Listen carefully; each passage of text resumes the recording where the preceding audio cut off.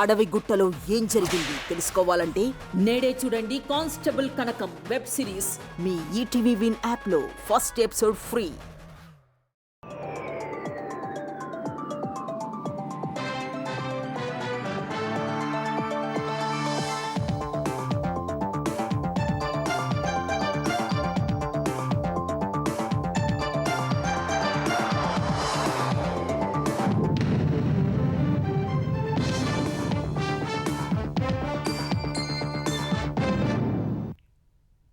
నమస్కారం, ETV news కి స్వాగతం. ముందుగా ముఖ్యాంశాలు.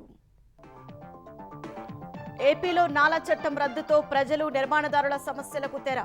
ఎక్స్టర్నల్ డెవలప్మెంట్ ఛార్జీలతో నష్టం భర్తీ, త్వరలో ఆర్డినెన్స్ జారీ.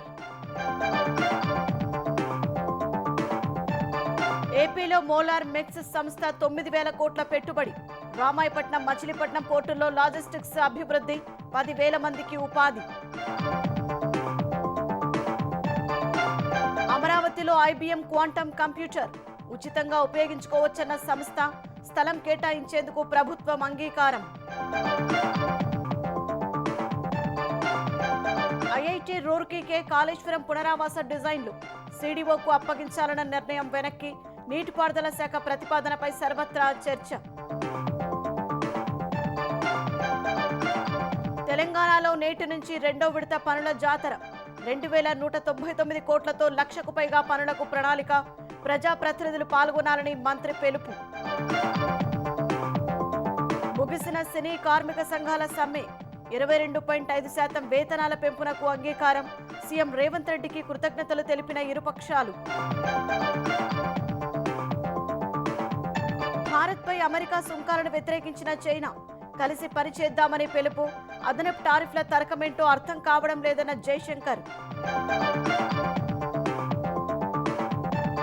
5.5 కోట్ల మంది వీసాలపై ట్రంప్ యంత్రాంగం సమీక్ష. బహిష్కరించదగిన ఉల్లంఘనలపై ఆరా. నిరంతరం నిఘా కొనసాగుతుందని స్పష్టీకరణ.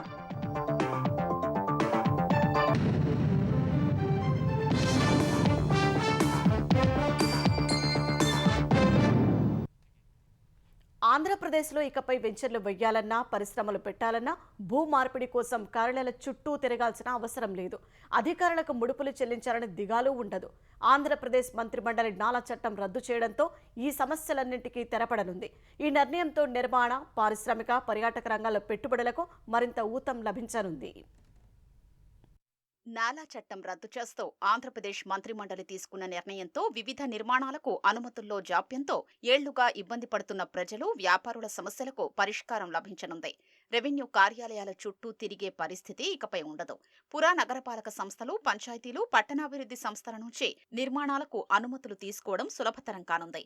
వ్యవసాయ భూముల్ని వ్యవసాయేతర అవసరాలకు వినియోగించుకునేందుకు నాలా చట్టం కింద అనుమతుల జారీలో జాప్యం వల్ల స్థిరాస్తి, పారిశ్రామిక రంగాల పురోగతిపై తీవ్ర ప్రభావం చూపుతున్నట్లు ఆంధ్రప్రదేశ్ ప్రభుత్వం దృష్టికొచ్చింది. ఒక్కో అనుమతి కోసం తహసీల్దార్, ఆర్డీఓ కార్యాలయం నుంచి 6 నెలల సమయం పడుతోందన్నది వ్యాపారుల అభిప్రాయం. ఈ సమస్యను వివిధ దశల్లో పరిశీలించిన ప్రభుత్వం తాజాగా నాలా చట్టం రద్దు చేసింది. గురువారం జరిగిన మంత్రివర్గ సమావేశంలో ఈ అంశంపై చర్చించి ఆమోదించింది. దీనిపై ఆర్డినెన్స్ కు గవర్నర్ ఆమోదం తెలిపిన తర్వాత ప్రభుత్వం ఉత్తర్వులు ఇవ్వనుంది. నాలా చట్టం రద్దు చేస్తే ల్యాండ్ కన్వర్షన్ ఫీజు పూర్తిగా రద్దవుతుంది. ప్రభుత్వానికి 140 కోట్ల ఆదాయం తగ్గుతుంది. ఈ నేపథ్యంలో ప్రభుత్వ ఆదాయానికి నష్టం లేకుండా ఎక్స్టర్నల్ డెవలప్మెంట్ ఛార్జీలు వసూలు చేయాలని ప్రభుత్వం నిర్ణయించింది. ఈ మేరకు పురా నగరపాలక సంస్థలు, పట్టణాభివృద్ధి సంస్థలు, పంచాయతీలు ఛార్జీలు వసూలు చేసే వివిధ నిర్మాణాలకు అనుమతులు ఇవ్వనున్నాయి. గ్రామీణ ప్రాంతాల పరిధిలో వసూలు చేసే ఎక్స్టర్నల్ డెవలప్మెంట్ ఛార్జీల మొత్తాన్ని నేరుగా పంచాయతీలకు ఇవ్వాలని ఉప ముఖ్యమంత్రి పవన్ కళ్యాణ్ కోరగా సీఎం సానుకూలంగా స్పందించారు. ఛార్జీలు ఎంత వసూలు చేయాలనేది ప్రభుత్వం నిర్ణయం తీసుకోలేదు. ఎకరానికి సబ్ రిజిస్ట్రార్ కార్యాలయం ధర ఆధారంగా లెక్కించే మొత్తం విలువపై పర్సెంటేజీ నిర్ణయించి వసూలు చేయాలా, లేక చదరపు మీటర్ చొప్పున నిర్ణయించాలా అనే సందిగ్ధం ఉంది. నాలా చట్టం రద్దు ఆర్డినెన్స్ కు గవర్నర్ ఆమోదం తెలిపాక ప్రభుత్వం దీనిపై నిర్ణయం తీసుకోనుందని తెలుస్తోంది. ఈ నాలా కన్వర్షన్ మనందరం కూడా తెలుసు. ఇల్లు కట్టుకోవాలన్నా కూడా పెద్ద సమస్యగా మారుతూ ఉంది. లేదు ఒక ఇండస్ట్రీని ఏర్పాటు చేసిన నాలా కన్వర్షన్కే చాలా కాలం పడుతూ ఇండస్ట్రియలిస్టులు, పెట్టుబడిదారులు కానివ్వండి, వీళ్ళంతా కూడా మేము అందరం కూడా ఈ నాలా చట్టం మూలంగా అనేక ఇబ్బందులు ఎదుర్కొంటా ఉన్నాం. స్పీడ్ ఆఫ్ బిజినెస్లో, డూయింగ్ బిజినెస్లో భాగంగా ఈ నాలా చట్టాన్ని రద్దు చేయడం జరిగిందని చెప్పేసి కూడా నేను మనవి చేస్తాను. నాలా చట్టం రద్దుతో తగ్గిన ఆదాయం పరిశ్రమల ఏర్పాటు, ఇతర మార్గాల్లో అంతకు మించి సమకూరుతుందని ప్రభుత్వం అంచనా వేస్తోంది. పెద్ద సంఖ్యలో దివ్యాంగుల పింఛన్లు తొలగిస్తున్నారనే ప్రచారం నేపథ్యంలో ఎన్టీఆర్ భరోసా పెన్షన్ల పథకంపై సీఎం చంద్రబాబు సమీక్ష నిర్వహించారు. వైసీపీ ప్రభుత్వంలో అడ్డదారిలో సదరం సర్టిఫికెట్లు తీసుకుని పెన్షన్ పొందుతున్న వారిపై ఇటీవల జరిపిన పునఃపరిశీలన వివరాలను అధికారులు ముఖ్యమంత్రి ముందుంచారు. ఈ ప్రక్రియలో అనర్హులను గుర్తించినట్టు తెలిపారు. ఎలాంటి వైకల్యం లేకుండానే కొంతమంది పెన్షన్ పొందుతున్నట్టు తేలిందన్నారు. అనర్హులైన పెన్షన్లను ధృవీకరించడానికి ప్రత్యేక వైద్య బృందాలను నియమించినట్లు తెలిపారు. అయితే నకిలీ పెన్షన్లను మాత్రమే తొలగించాలని, అర్హులైన ఏ ఒక్క దివ్యాంగుడి పెన్షన్ రద్దు కాకూడదని అధికారులకు చంద్రబాబు స్పష్టం చేశారు.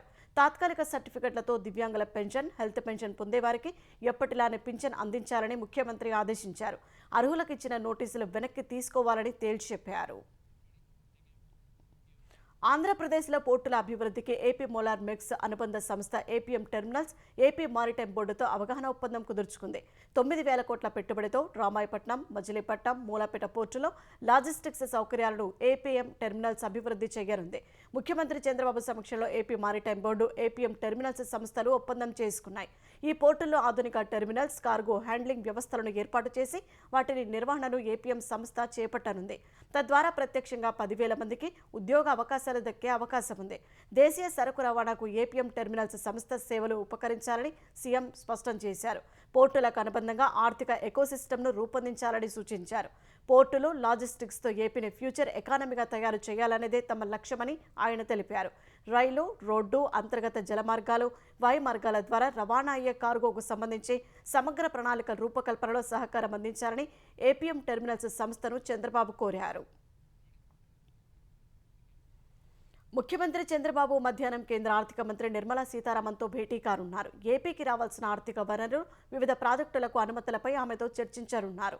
తర్వాత 16వ ఆర్థిక సంఘం చైర్మన్ అరవింద్ పనగడియాతో సమావేశమవుతారు. ఆంధ్రప్రదేశ్కు అదనపు నిధులు కేటాయించేలా సిఫారసు చేయమని ఆయన్ని కోరే అవకాశం ఉంది. సాయంత్రం ఢిల్లీలో జరిగే economic times world leaders forum ప్రోగ్రాంలో చంద్రబాబు పాల్గొంటారు.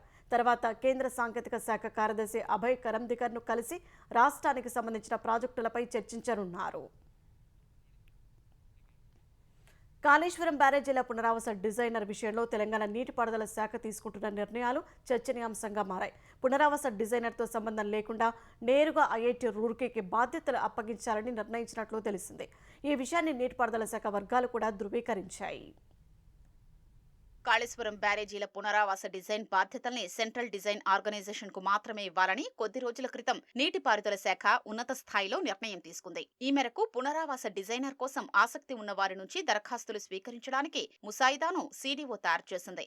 ఈ నెల 5న నీటిపారుదల శాఖ ఇంజనీర్ ఇన్ చీఫ్ కు సీడీఓ చీఫ్ ఇంజనీర్ లేఖ కూడా రాశారు. దీని ప్రకారం సీడీఓ పర్యవేక్షణలోనే పునరావాస డిజైన్ ను ఎంపికైన సంస్థ రూపొందించాల్సి ఉంటుంది. ఈ కసరత్తు జరుగుతుండగానే నీటిపారుదల శాఖ మరో నిర్ణయం తీసుకుంది. పునరావాస డిజైనర్ తో సంబంధం లేకుండా నేరుగా ఐఐటి రూర్కీకి ఈ బాధ్యతలు అప్పగించాలని నిర్ణయించినట్లు తెలిసింది. మేడిగడ్డ బ్యారేజీ కుంగి 7వ బ్లాక్ దెబ్బతిన్నప్పుడు ఐఐటి రూర్కీతోనే నిర్మాణ సంస్థ ఎల్ఎన్టీ అధ్యయనం చేయించింది. బ్యారేజీ గేట్ల నుంచి దిగువకు నీరు దూకి ఎగిరిపడే వేగంలో తేడా ఉందని పేర్కొనడంతో పాటు దిగువన స్టిల్లింగ్ బేసిన్ ను విస్తరించాల్సి ఉందని ఐఐటి రూర్కీ సూచించింది. అయితే నిర్మాణ సంస్థ చేయించిన అధ్యయనాన్ని పరిగణలోకి తీసుకోవడానికి national dam safety authority NDSA నిరాకరించింది. ఆ తర్వాత ఎన్డీఎస్ఏ సూచించిన సంస్థలతో నీటిపారుదల శాఖ అధ్యయనం చేయించింది. ఆ ఫలితాల ఆధారంగా ఇన్వెస్టిగేషన్, డిజైన్, నాణ్యత, నిర్వహణ ఇలా అన్నింటిలోనూ లోపాలు జరిగినట్లు ఎన్డీఎస్ఏ నివేదించింది. ఎన్డీఎస్ఏ సూచించిన అధ్యయనానికి అయ్యే వ్యయం, పునరుద్ధరణ పనులతో తమకు సంబంధం లేదని నిర్మాణ సంస్థ పేర్కొనడంతో నీటిపారుదల శాఖే నిధుల్ని విడుదల చేసింది. జూలై 14న మంత్రి ఉత్తమ్ కుమార్ రెడ్డి అధికారులతో సమీక్షించిన సందర్భంగా సీడీఓనే డిజైన్లు రూపొందించాలని స్పష్టం చేశారు. ఇదే అంశంపై నీటిపారుదల శాఖ లేఖ రాసింది. దీంతో సీడీఓ అంగీకరించింది. డిజైనర్ కు ఉండాల్సిన అర్హతలతో ముసాయిదా తయారు చేసి ఇంజనీర్ ఇన్ చీఫ్ కు సీడీఓ పంపింది. ఇందుకు సంబంధించి నోటిఫికేషన్ వెలువడాల్సి ఉండగా నేరుగా ఐఐటి రూర్కీకి బాధ్యతలు అప్పగిస్తూ లేఖ రాయాలని నిర్ణయించినట్లు సంబంధిత వర్గాలు తెలిపాయి. అయితే సీడీఓ కూడా కలిసి పనిచేస్తుందని పేర్కొన్నాయి. తెలంగాణ వ్యాప్తంగా నేటి నుంచి 2వ విడత పనుల జాతర కార్యక్రమాన్ని ప్రభుత్వం చేపట్టనుంది. 2,199 కోట్లతో 1,00,000కు పైగా పనులను చేపట్టి వచ్చే మార్చి నాటికి పూర్తి చేస్తామని తెలంగాణ పంచాయతీరాజ్, గ్రామీణాభివృద్ధి శాఖ మంత్రి సీతక్క తెలిపారు. పనుల జాతరలో ప్రజాప్రతినిధులు, ప్రజలు పెద్ద ఎత్తున పాల్గొనాలని ఆమె విజ్ఞప్తి చేశారు. పనుల జాతర 2025 గూఢపత్రికను ఎస్సీ, ఎస్టీ, మైనారిటీ సంక్షేమ శాఖల మంత్రి అడ్లూరి లక్ష్మణ్తో కలిసి ఆమె సచివాలయంలో విడుదల చేశారు. మహబూబాబాద్ జిల్లా కొత్తగూడ గంగారం మండలంలోని పుట్టల భూపతి గ్రామంలో పనుల జాతరను ప్రారంభిస్తున్నట్లు మంత్రి సీతక్క ప్రకటించారు.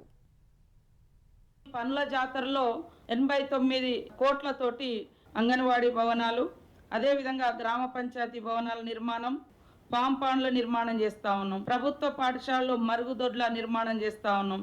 వ్యవసాయ పొలాలకు మట్టి రోడ్ల నిర్మాణం పెట్టినాం. చెక్ డ్యామ్లు, ఊటకుంటలు చేస్తూ ఉన్నాం. అంతర్గత సిసి రోడ్లు, సిఆర్ఆర్ అండ్ ఎంఆర్ఆర్ రోడ్ల నిర్మాణం, వాటర్ షెడ్ పనులు. టోటల్గా 1,1589 పనులకు 2,200 కోట్లను పనుల జాతర 2025లో మరి ప్లాన్ చేయడం జరిగింది. కేంద్రం పడేల వంచైనా తెలంగాణకు యూరియా తెస్తామని తెలంగాణ వ్యవసాయ శాఖ మంత్రి తుమ్మల నాగేశ్వరరావు వ్యాఖ్యానించారు.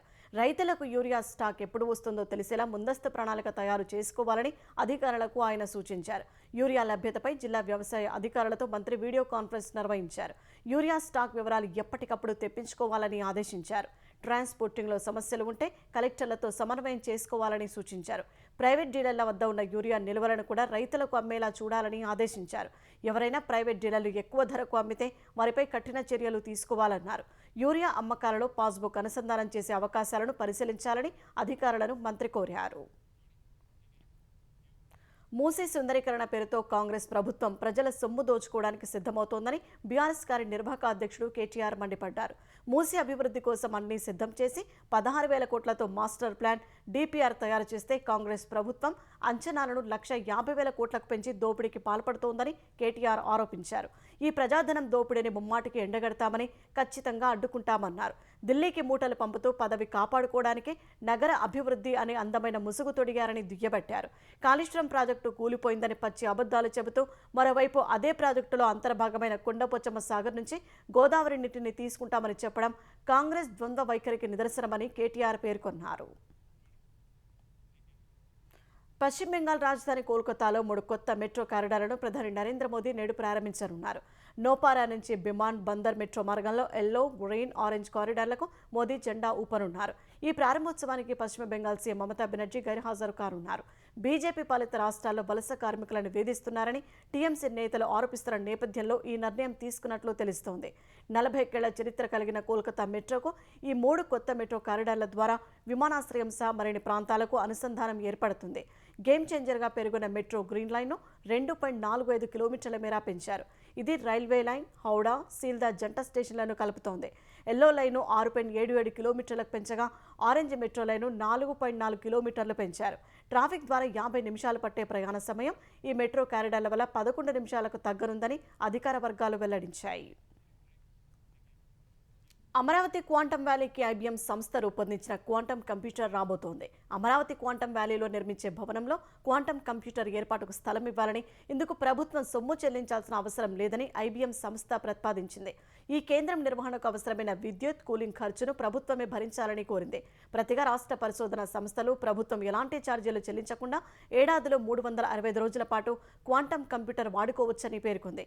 ఐబీఎం ప్రతిపాదనకు ప్రభుత్వం అంగీకరించింది. ప్రభుత్వంతో కుదుర్చుకున్న ఒప్పందం మేరకు 150 క్యూబిట్ల సామర్థ్యం గల క్వాంటమ్ కంప్యూటర్ను ఐబీఎం ఏర్పాటు చేయనుంది. వరుస వివాదాల చిక్కుకొని అనేక ఆరోపణలు ఎదుర్కొంటున్న అనంతపురం అర్బన్ ఎమ్మెల్యే దగ్గుపాటి వెంకటేశ్వర ప్రసాద్ని ముఖ్యమంత్రి చంద్రబాబు తీవ్ర స్థాయిలో మందలించారు.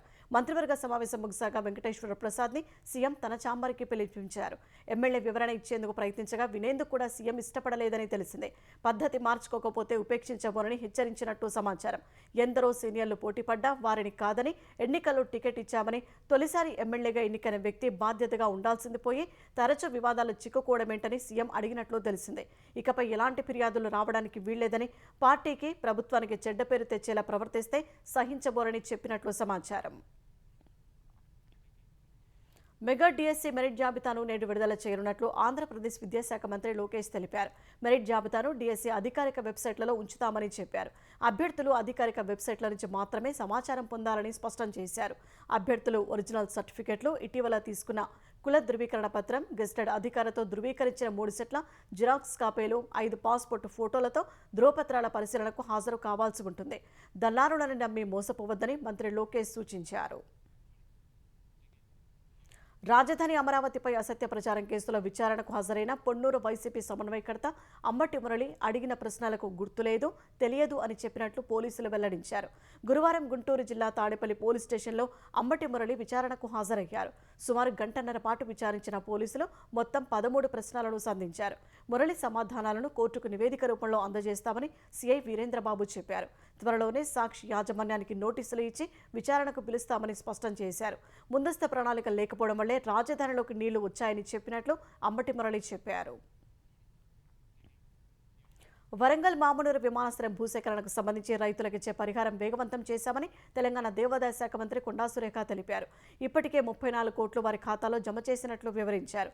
ముఖ్యమంత్రి రేవంత్ రెడ్డి, కేంద్ర మంత్రి రామ్మోహన్ నాయుడు విమానాశ్రయ నిర్మాణంపై ప్రత్యేక శ్రద్ధ కనబరుస్తున్నారని మంత్రి వెల్లడించారు.